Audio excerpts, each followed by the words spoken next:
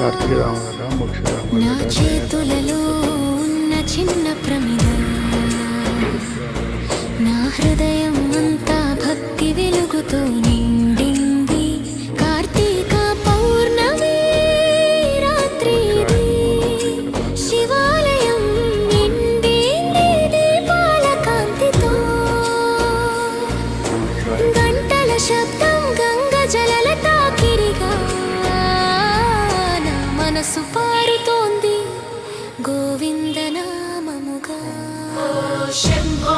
నా దీపం నీ దృష్టికి చేరని, నా కుటుంబం సుఖంగా ఉండని,